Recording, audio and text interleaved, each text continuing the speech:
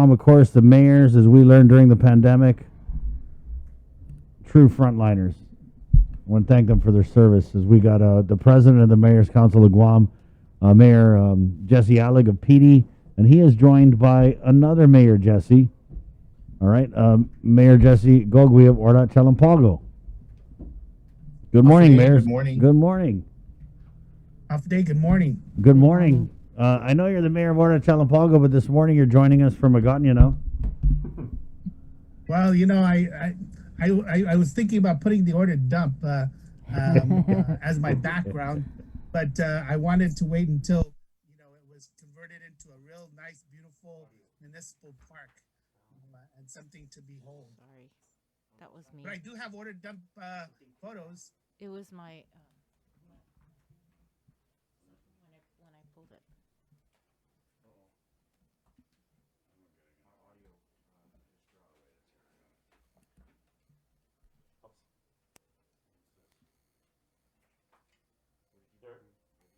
Not if you got it. Okay, Yeah. sorry Go about ahead. that. Yeah, no worries. Serena's touching stuff over here. As you were, continue. We didn't hear anything you said. I think I lost you when you were saying, "Yeah, I really love the link. It's the greatest show ever. So honored to come on." Absolutely. Right around that part, we broke I up. said, in honor of Mess Tomorrow, we're trying to promote Chamorro. Obviously, we're trying to promote Chamorro type icons. And so, yes, this is a background of the Hagåtña Park. But I do have, as I was saying, I do have photos of the ordered dump. I just don't think it's appropriate at this point in time until it's converted into a real municipal park, and we can highlight the beauty that area truly has. That I wanted to use something more appropriate for Mess Chamorro.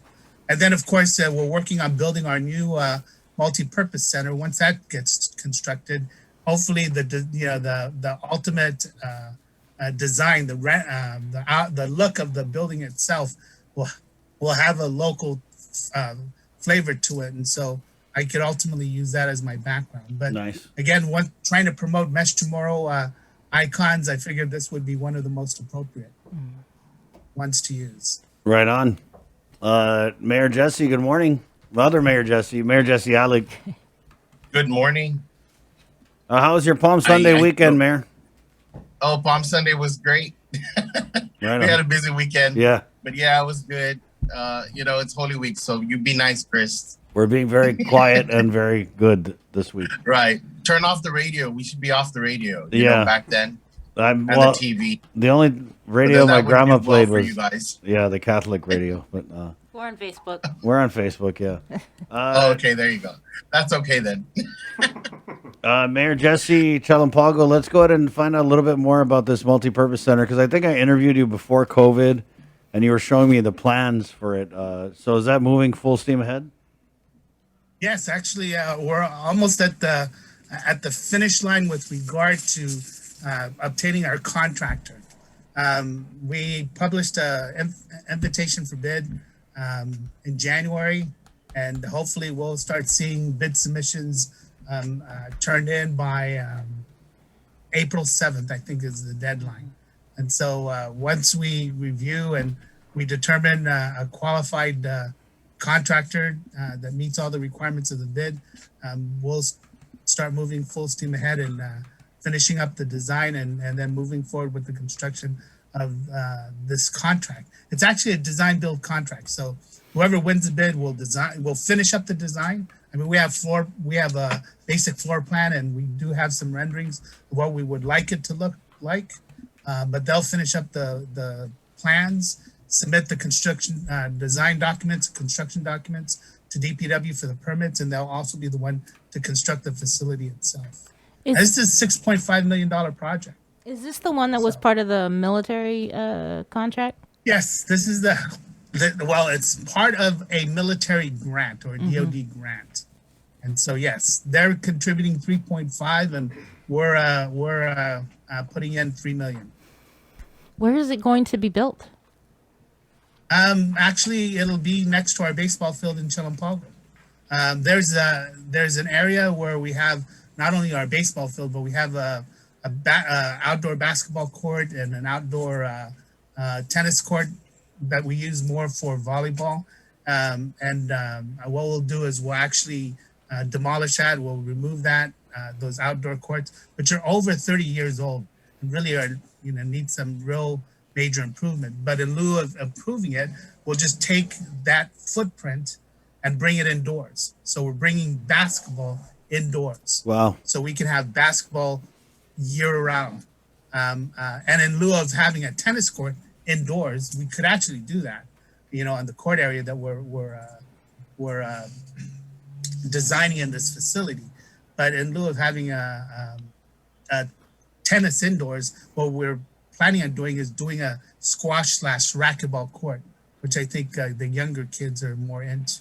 Mayor, as opposed to tennis. So you said 6.5 million, 3.6 million, the DOD grant? 6.5 million in total. Okay. 3.5 is coming from DOD, and we're putting in 3 million. So how did you get the matching funds? Matching fund is from the Guam Solid Waste funding that we're getting. It's the Guam Solid Waste funding we're getting is actually for a 30-year period, and it's roughly about $150,000 a year or actually $172,000 that we've been actually receiving from Guam Solid Waste. And so we started receiving that in January of 2013, and we started setting that aside because the whole purpose of that host community premium benefit was actually to work on larger scale capital projects. So back in January of 2013, we started setting that aside in an account that we manage so that we could build up enough revenue to show that we're serious about this project. And so in our accounts right now today, we have roughly about 1.2 million. And so what we're working with through GITA is actually leveraging the balance. So we're utilizing that funding source to leverage the balance of what we need to borrow for that $3 million matching funds. We have a question here from one of our online viewers. What about a playground for the kids of Chalampago? Well, we're ultimately going to integrate, the playground because that was asked of me. In fact, it must be the same person that sent me a text message. So we're actually looking at integrating a playground into this whole, this whole concept that we're developing. As you know, as I mentioned, we have a baseball field there already. We're taking the outdoor basketball court and tennis court, and we're bringing that area indoors into this multi-purpose center. Also at the site is a community center. And actually, over the next couple of months, we actually will begin the process of building a new mayor's office. So what you're seeing us do is developing a mayor's complex. Now, putting in the playground, it's kind of like anything else. You got to know where it's going to be and make sure that you have access to that area.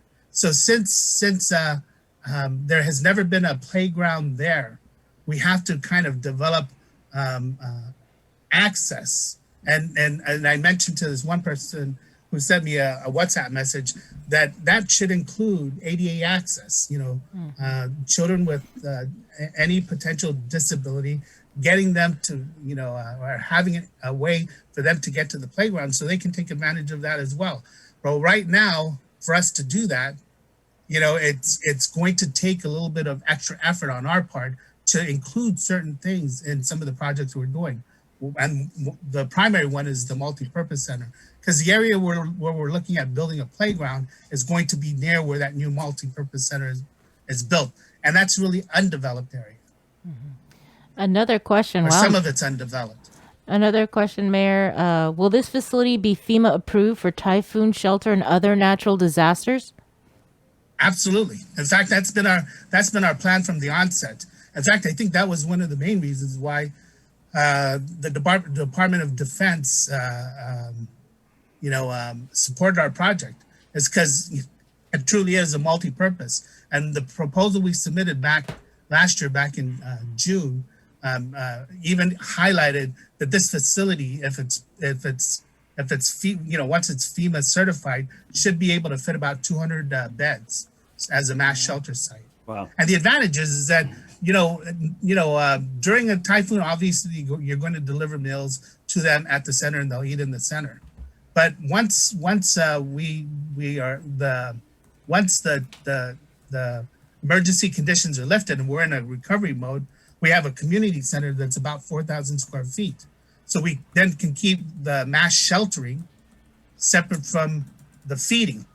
And so, when you take a look at all of these mass shelter sites that are being used, but families can't get home, we can ultimately bring them and consolidate them in one location, because we maximized the area of the multipurpose center just for mass sheltering, and then moved some of the feeding over to our community center.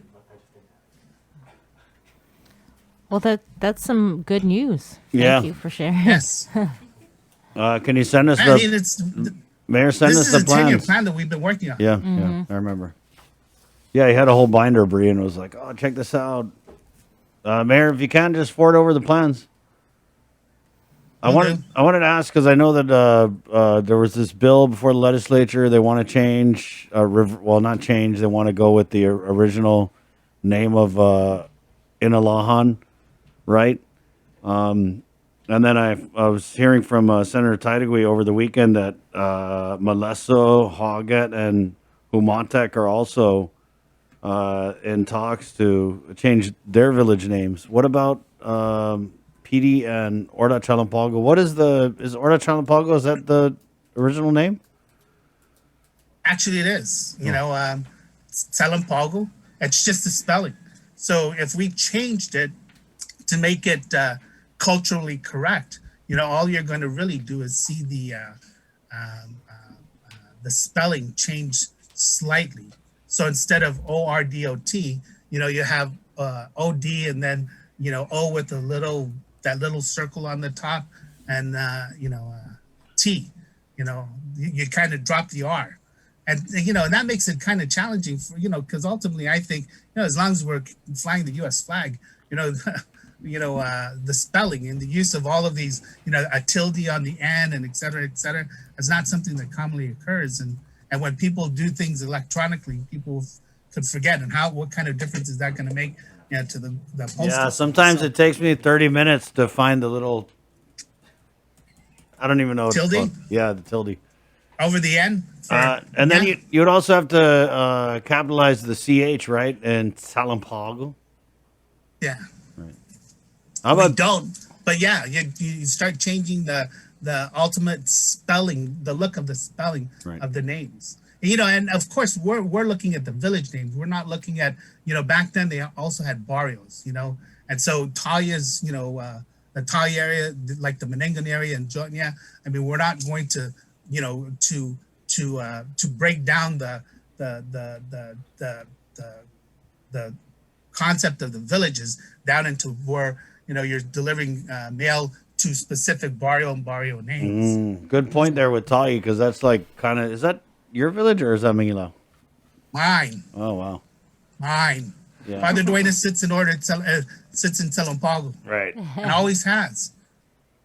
Always has. Chris, the reason why people misconceive that Talia is part of Manila is really because of Father Duenas. When Father Duenas was created, they put the school under the umbrella of the church, Santa Teresita Church, but that area itself has never been part of Manila. It's only been the school, and it's direct link to the church. So the place names as well, or the village and the Yes. place names is an actual effort from the Comisión Fino Zamora. So I know that Dr. Underwood and his group are actually taking the lead on talking to the mayors about their current names and changing it or spelling it correctly. And so I know they're going to do there's a whole process on it. And like Mayor Gogu said, I mean, there's just different areas and different place names that need to be addressed. And so, and that's just kind of like Tumuning Tuman and Harmon. You're getting that happening. And then you're seeing Asan Meina that wants Asan Meina, Adelup and Nimitz Hill. And so at what point do you stop and do you make Deredo Matsananao anastumbo, or is it just dedido? So it's just something that the commission is going to talk to Or do you everyone about. just make it Orda Chalampago and then you get other signs that say now entering Ta'i subdivision of Orda or Barrio or whatever. That too. I mean, there's just many directions this could take. I mean, at one point in time, there was a real distinction between Odut and Salampago. And, Right. you had signs entering Odut and then shortly after that, entering Salampago. But, when we were identified as a municipality, the difference was kind of taken away. And, as over the last 12 years, that I've been the mayor of this village, I've been trying to, to promote the unity between the villages and not the differences. But I think they can go ahead and proceed with the obvious ones, right? Like Malesso and Hogat, Humatek. But then even within those villages, there's little sub villages like you have Gayos, Kanani Road, so. Anyway, what about the stray animals? Well, speaking about Molesto, there's some contention on Molesto, so you should bring that up. We should have another discussion about that later. Yeah, I'll bring Mayor if Ernest. we make all these changes, would we have to change the signs that were constructed? Oh yeah, of course, everything has Yes, to be changed. absolutely. Everything. So let's make gosh. sure we get it right this time if we're going to change it, because, they did change it a few years ago, I think under Governor Eddie Cowell's administration, where, right, Sinania's with an H or something? Correct. Yeah. That was a Gita project that I don't know if I'm not sure. That was some I think it was part of the hot bonds, I believe. I'm not sure how much more that I don't think they did too much public comment on it. It was a good this idea. I know I mean, I know that but- they're going to. The stray some- animals, they're still around, and we're still collecting them. We do have some, we are still having difficulty with capacity, but we're trying to figure that out. I mean, it's just always been a big problem, so it can't be resolved immediately, but we're working on it. It's the animal shelter that needs more space. We need more capacity there to accept more of the stray animals that are being caught. Tumani's doing a good job at catching the dogs and cats, and we just don't have a place to put them anymore. So that's our one of our big problems with the roundup currently. Mayor Gogui, what's going on in OCP with the stray animal roundup? Well, like all the other villages, we're trying to augment the Mayor's Council of Guam team, but we still have a couple of our traps, a couple of dog traps on our own that we're still passing out to residents. But when we catch them and we call and we can't turn them into game, that becomes a real issue for us.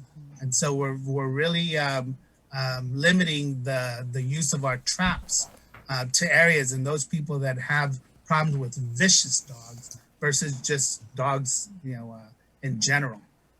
And so that's been our focus since this pandemic, and since GAIN has really limited the intake of pets into their facilities, because we don't have the means to care for these dogs. And trying to stay and step with the animal humane sentiment that exists on this island. We're not going to capture a dog and then keep it and not have the resources to care for it or even to adequately shelter it.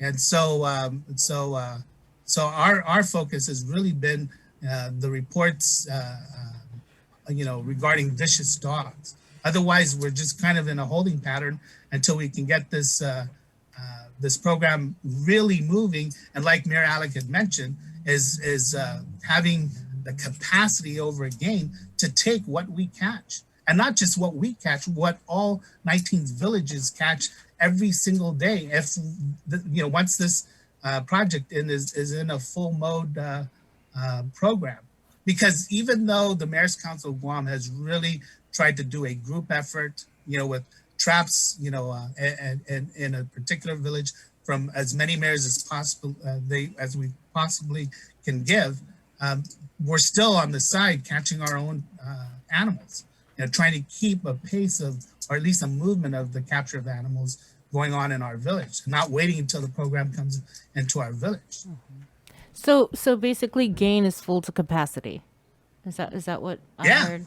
Yeah. That's correct. So the program is at a standstill because we got nowhere to put all Well, these no, stray it's not dogs, at a or- standstill, not at a standstill, but it's not.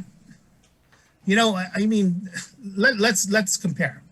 When you compare, animal control in the States versus animal control here in Guam. We have basically one shelter for stray animals.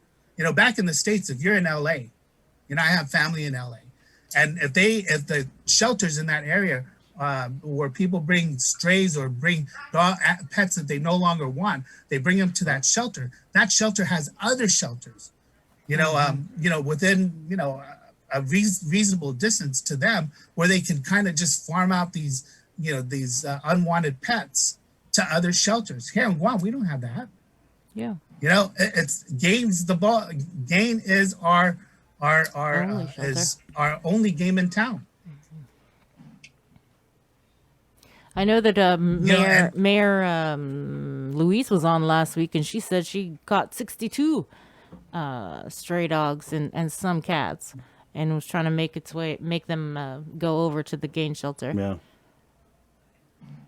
How Right, many? What so is the things like that, capacity? What is the that fills up capacity the over at capacity. Gain? I'm not sure what the capacity is, but Gain shares the kennels half with the mayors and half with the general public. So Right. they that is their policy that Yeah. half of their kennels has to be open for the public that brings in animals. I've been for, up there. There's you know, the 62 probably would have filled the whole place up. I could imagine, and I believe it did, because we ran into some issues last week about that. So then what do we do with the But on a- animals that we catch when the shelter's already full? Well, they let them go. Wow. As a matter of fact, if you've talked to Gain, when animals are captured and they're unable to care for that animal, they let them go. Now, the idea of, if you talk to the Gain people, and I think even Mr. Lore, who's talked about, humane treatment of animals, they say that we capture these animals. What the program that will work is you capture them, you spay or neuter them, and then you release them. The only animals that they won't release are those that are truly vicious animals. So even though we have 60,000 animals running around this island, how many of those animals are they truly euthanizing because they're vicious? And if they're not deemed vicious, we still have a 60,000 population of stray animals, because you capture them, you spay and neuter them, and then you release them. The only thing that's happening is you're reducing the reproduction cycle of those stray animals. Right. They're not the population is not growing, but they still exist. Now, I'm not a veterinarian. I'm not an animal person. I don't have pets. I don't. My belief when my family owned a dog is that if I don't have a fence where I can let that pet run around in, I'm not going to own a pet. That's a cat, dog, it doesn't matter. I don't like to see pets tied. I don't like to see pets confined in a cage. If I own a pet, I want them to be able to freely roam as they did when I was growing up. And I'm in my 60s. So, you can imagine that back in the 1960s, 50s, 1960s, 70s. It's a different time, Mayor. Different time. Yeah. But nowadays, because they are a problem in numbers, and then not only in numbers, that you have some of these pets that are truly vicious. Finding a way to address this problem is a real challenge. Especially the little dogs. They say that capturing them, then spaying and neutering them, and then letting them go is a solution. I'm not the duty expert, but we're still going to always have roughly 60,000 stray animals. It's just the only thing this program is doing is reducing the increase in the total number of pets that you're going to see out there, because you're cutting off the reproductive capability, over the long haul. But until these pets die of old age, you're going to see them roaming around. And ultimately, if they become challenged in the food source that's available to them, they will become vicious.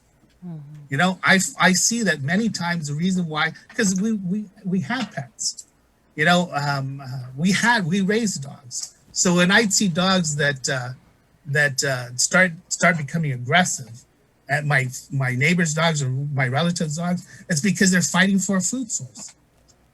Back in the day, you didn't always have the luxury of going to the store and buying them dog food. So you put out scraps, and that's what they would eat.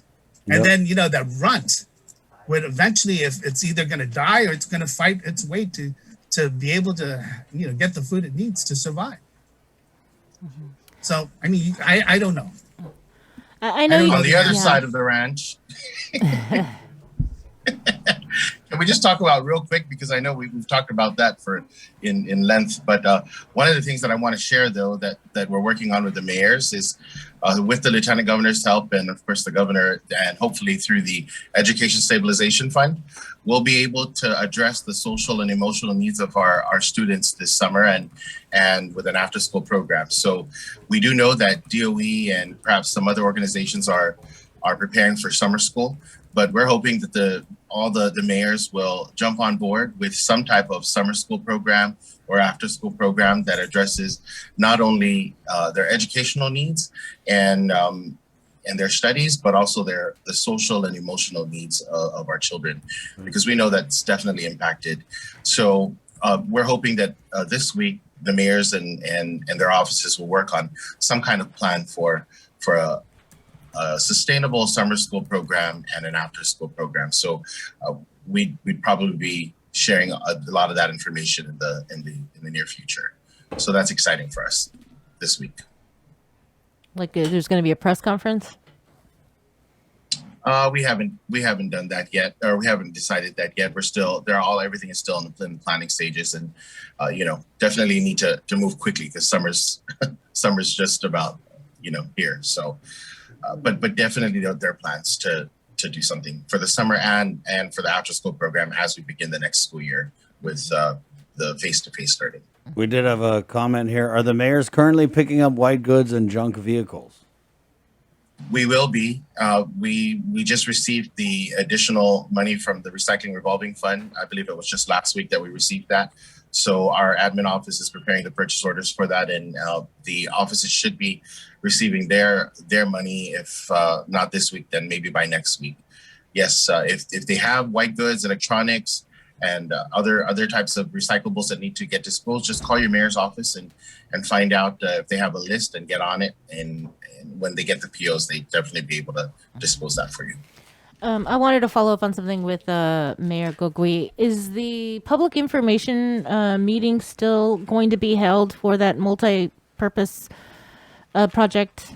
Is it next week? Yes. In fact, yes, it will be, and it's scheduled for April 7th at 6:00 in the evening, and it'll be via Zoom. We're because we can't genuinely have more than 30 people social gather, and our facility, it would be a challenge to utilize our existing community center to really hold that kind of meeting.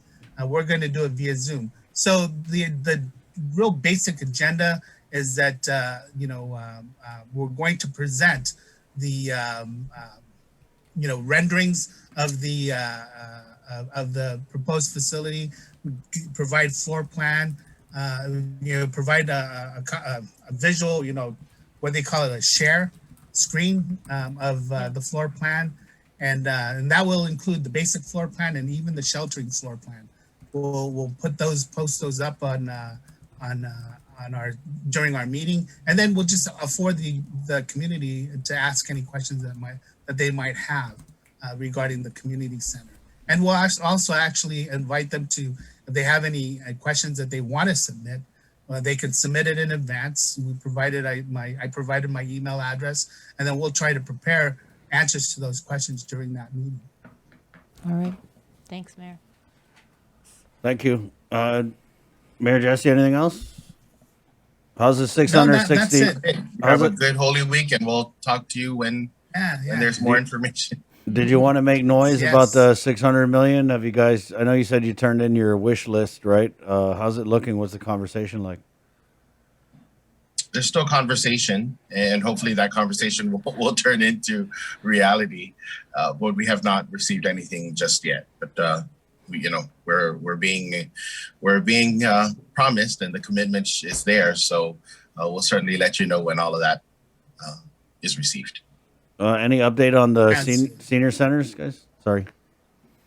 No, the senior center is a status quo. They won't open until they can have 100% capacity, and that's just something we've always talked about, and that they've also agreed on. And that just because how do you prioritize which Manamco can get in, right? So, Right. yeah, they're not. So far, no one is open. All right. Mayor Jesse Gogui, anything in closing here before we let you go? Well, I just like to wish everybody a happy Easter, and I know that families are planning to celebrate this this event. In fact, I'm trying to work with my family on how we're going to celebrate this event, keeping in mind, at least for my family, that we're going to try to keep it within that 30 people gathering. My family knows that I'm very sensitive and about this COVID-19 pandemic, because I tested positive back in January, and I'm still having effects of that COVID-19 virus with my breathing, and that I'm actually going through respiratory treatment twice a week because of this pandemic. And it's crazy. People need to be safe. And they need to know that it's still out there, and it's still a threat to our people, to our community.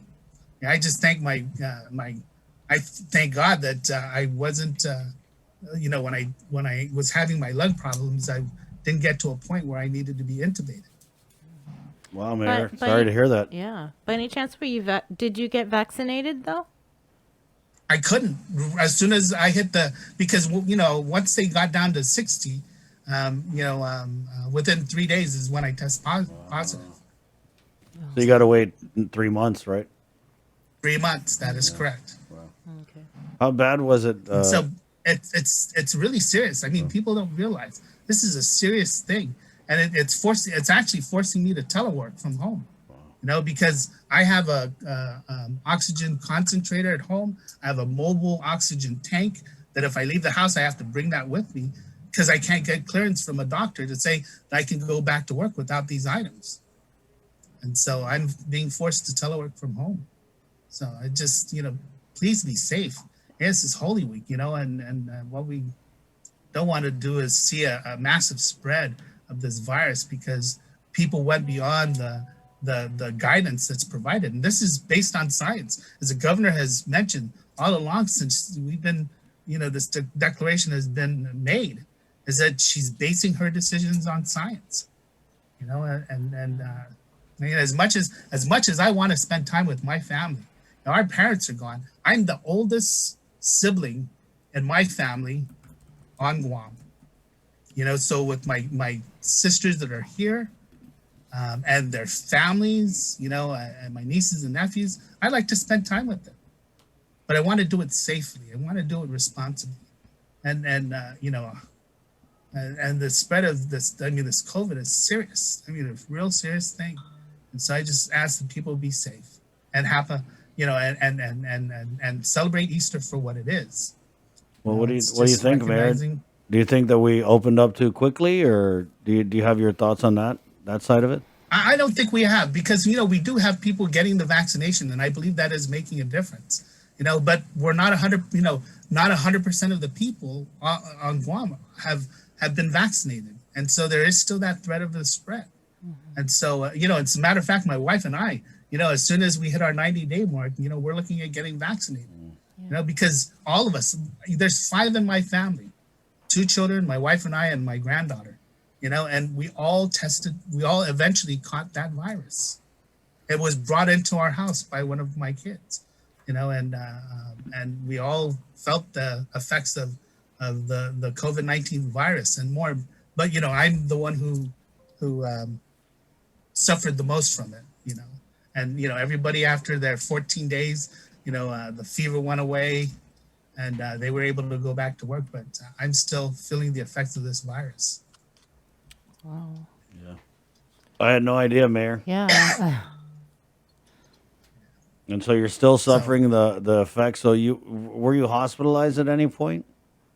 twice, twice, yes. How did that Yeah, happen? I mean, well, because my breathing was getting a lot better, right? And and so they released me. My oxygen saturation was hitting the 90s and staying in the 90s. When I returned home, I don't know what it was, but I was home for about 2 weeks, and my breathing started becoming more labored. I spoke to my primary physician. He goes, "You need to go get checked." And I have an oximeter at home. My father had COPD when he was still alive, and so I went and got his oximeter at his place and brought it home. And I not only was having labored breathing, but I was using the oximeter and noticing that it was staying in the 80s instead of being in the 90s, 90% saturation. And so when I spoke to the doctor, he goes, "You need to go into the hospital and emergency and have yourself checked." So I got checked, and sure enough, they said, "We need to admit you," and they admitted me.